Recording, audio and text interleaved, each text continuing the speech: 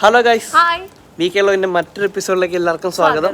നമ്മളങ്ങനെ ഒരു നീണ്ട നാളുകൾക്ക് ശേഷം ഇന്നൊരു ട്രാവൽ പ്ലാൻ ചെയ്തിട്ടുണ്ട്. ഒരു ട്രിപ്പ്, ചെറിയൊരു 1 ഡേ ട്രിപ്പാണ്. അതെ, പക്ഷെ അവിടെ പോകുമ്പോൾ പൂരപ്പറമ്പിന്റെ ആൾക്കാരെ ഉണ്ടായിരിക്കും. അതെന്താണ്, എവിടെയാണെന്നൊക്കെ നമുക്ക് കാണാം.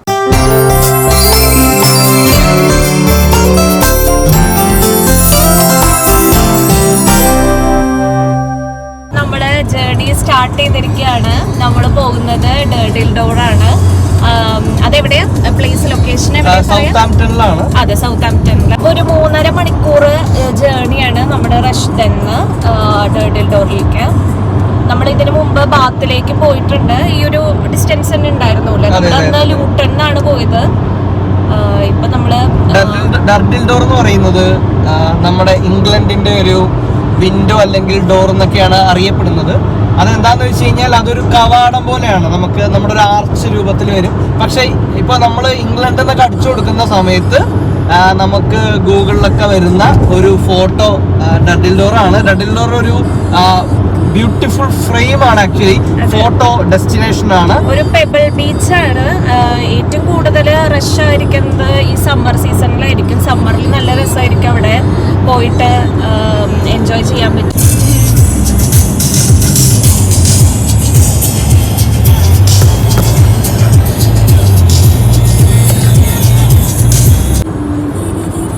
അങ്ങനെ നമ്മള് ഒരു 108 മൈൽസും കൂടി ഉണ്ട്. എന്ന് വെച്ചാൽ ഒരു 2.25 മണിക്കൂറും കൂടി ഉണ്ട് ട്രാവൽ നമുക്ക്. പക്ഷെ എന്താ അവസ്ഥ എന്ന് വെച്ചാല് മഴയാണ് ഗൈസ്.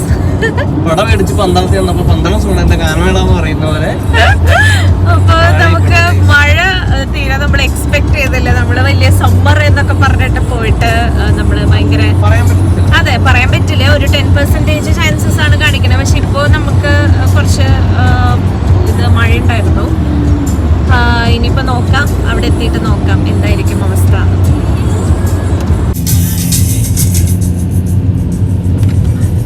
അങ്ങനെ നമ്മള് ഒരു 5 മിനിറ്റ് കൊണ്ട് ഡർഡിൽ ഡോർ എത്തുന്നതാണ് പറയുന്നത്.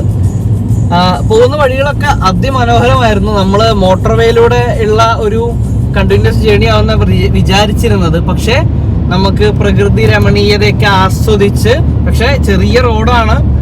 ഇതുപോലെ വണ്ടികളൊക്കെ വരുമ്പോൾ നമ്മൾ വഴി കൊടുത്തും നമുക്ക് വഴി തന്നും ഒക്കെ ഒരു മ്യൂച്വൽ അണ്ടർസ്റ്റാൻഡിങ്ങിൽ പോകുന്ന വഴികളാണ്.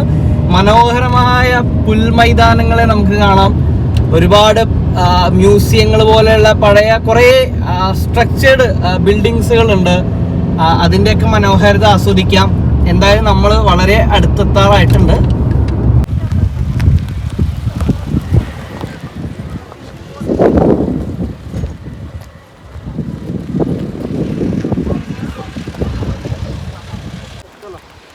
അങ്ങനെ ഗൈസ്, നമ്മളിപ്പോൾ ഡർഡിൽ ഡോറിൻ്റെ അവിടെ എത്തിയിരിക്കുകയാണ്. കുറച്ച് നടക്കാനൊക്കെ ഉണ്ട്.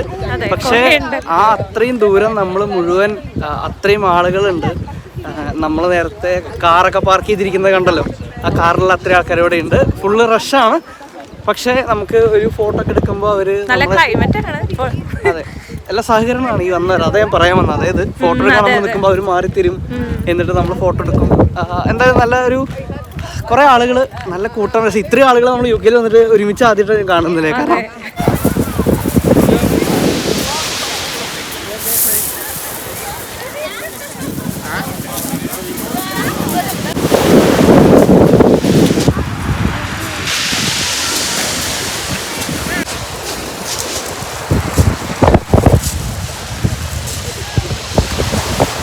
അങ്ങനെ നമ്മളിപ്പോൾ ഡർഡിൽ ഡോറിൻ്റെ അവസാന നിമിഷങ്ങളിലേക്ക് എത്തിയിരിക്കുകയാണ്.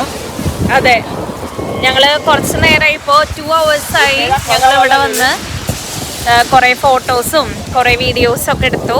നമ്മൾ നേരത്തെ പറഞ്ഞ പോലെ ഇതൊരു ഫോട്ടോ ഡെസ്റ്റിനേഷൻ ആണ്. ഗ്ലാസ് വെച്ച് കാണാൻ വിജൃംഭിച്ച ലുക്ക് ഉണ്ട്. ഇല്ല, കൊള്ളാം അല്ലേ?